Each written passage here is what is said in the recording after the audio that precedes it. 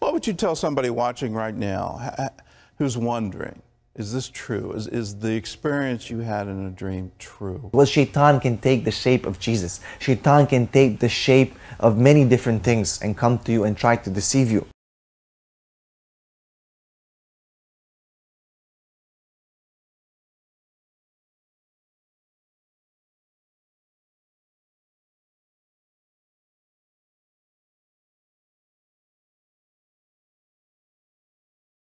And through a vision and 3 dreams, I accepted Christ. Tell us about those, because it's been my experience that I've never been able to argue somebody to believe. I asked for a vision and 3 dreams. The second dream was the clearest one.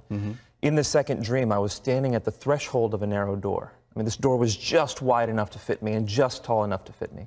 And inside this doorway, I saw a feast, and I knew that that feast was heaven.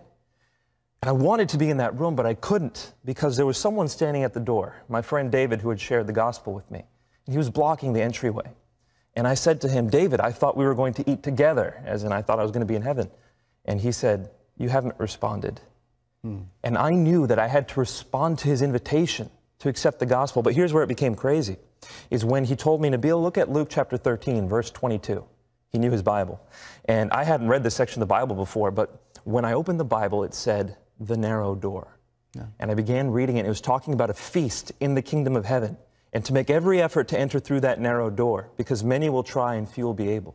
And you will see people sitting inside at the feast with Abraham, Isaac, and Jacob. Make every effort to enter, or you will be left outside weeping and gnashing your teeth. I knew I had to accept David's invitation. Thing, as we can say, I've seen myself, Jesus in dreams, and I did not convert to Christianity because I've seen him. Actually, he was affirming Islam in my dreams. So you can't just base your life necessarily just on dreams. Dreams have a big importance even in Islam, but we know very well that that's not what we base our life on. We do not base our Sharia on dreams. Dreams can be an indication. Dreams can be even a warning. Dreams can be revelation, even as the Prophet ﷺ said, of righteous people. From revelation, this can be something that part of dreams. However, if it goes against the established facts in the Sharia, the established facts in the Quran and the Sunnah, this is rejected. And we know very well, we need to couple everything. We need to put everything in a package.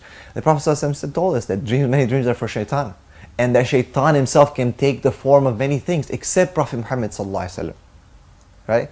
So this is one way to answer, because a lot of things, well, I saw Jesus. Well, shaitan can take the shape of Jesus. Shaitan can take the shape of many different things and come to you and try to deceive you.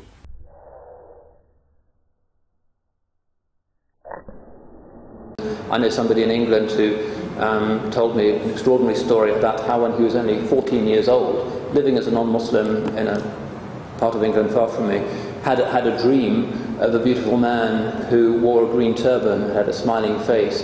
And when this teenager woke up, he felt that there was still some kind of interesting fragrance in the room.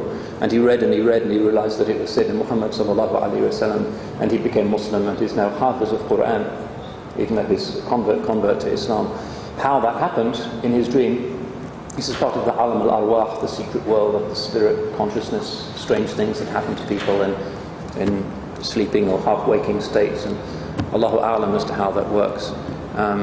I'm hearing stories. I have actually read a testimony by a person who converted to Islam, who said that in his dream he was given a vision of the Quran and told that this book is the truth. I'm hearing stories from all over the Muslim world where Jesus is showing up in dreams and visions. Why is that so prevalent?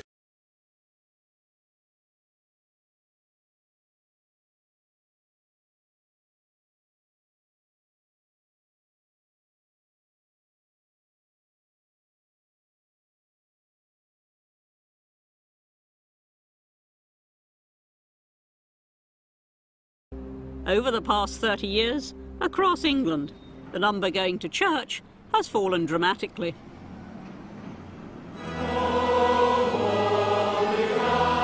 In 1979, nearly 5.5 million people went to church on a Sunday. In 1989, that had fallen by 1 million. By 1998, the figure was down to 3.7 million. And by 2005, just over 3 million were attending church. That's a fall of 40%. If the decline continues at this rate, it's estimated that by 2020 there will be just 2.3 million, less than 5% of the population. What would you tell somebody watching right now who's wondering, is this true? Is the experience you had in a dream true? At that moment of death, when the soul is right here and your whole body is dead and you only have a breath left, something happens. Something that the Prophet ﷺ used to seek refuge from every salah. It is the test of death. And let me explain this. Throughout your whole life, all 50, 60, 70 years of your life, Shaitan is trying to push you astray. And he comes and whispers to us certain things to do and not to do. And throughout our life, he succeeds sometimes and he fails sometimes. But this is his last chance, right? You're dying. Your life is ending. And he only has one chance left to push you astray. So he will come to you in the form and shape of someone that is dear to you that has died before you, a mother, father, son, whoever. And he will come up to you at that moment when the soul is about to leave the body, and he will tell you, Ahmed, I am coming from the unseen world. The true religion there is not Islam. It is something else. And you have that split second to decide. But brothers and sisters, the challenge is, it's not up to you. It's not. Allah subhanahu wa ta'ala says, يُثَبِّتُ اللَّهُ الَّذِينَ آمَنُوا. Allah is the only one that on that day, at that moment, can give you the ability to say, أَشْهَدُ أَن لَا إِلَهَ إِلَّا اللَّهُ وَأَشْهَدُ أَنَّ مُحَمَّدًا رَسُولُ اللَّهِ. And it happens how? It happens based on how you lived your life. Were you truthful to La ilaha illallah? Were you from those who worshipped Allah truly, loving no one but Him, fearing no one but Him?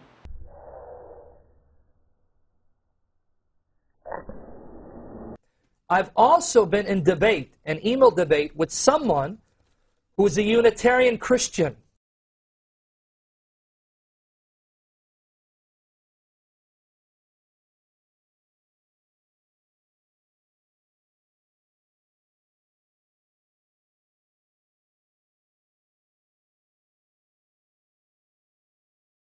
He finally told me his testimony. He said that he was an atheist. One night, this is his words, an email. In fact, I hope I can find the email and I'll read it maybe next time that I'm on the show, if I can find it, provided that I can find it. One night, he said that Jesus appeared to him in a vision, not in a dream, in a vision. He was awake. Now, he was an atheist. And Jesus personally told him that he's not God, that he's not God. Is that the concept of the Trinity only came up after Christians already accepted the deity of Jesus. It was an effort, a philosophical effort to justify something they believed already, an absurdity they believed already. To believe a man is God, they had to come up with an idea of the Trinity. It wasn't that they first came up with the idea of the Trinity and then they said, oh, Jesus is the one that fits into the Trinity. Before Jesus came to the world, no one thought of the Trinity. So the Trinity is an excuse for idolatry.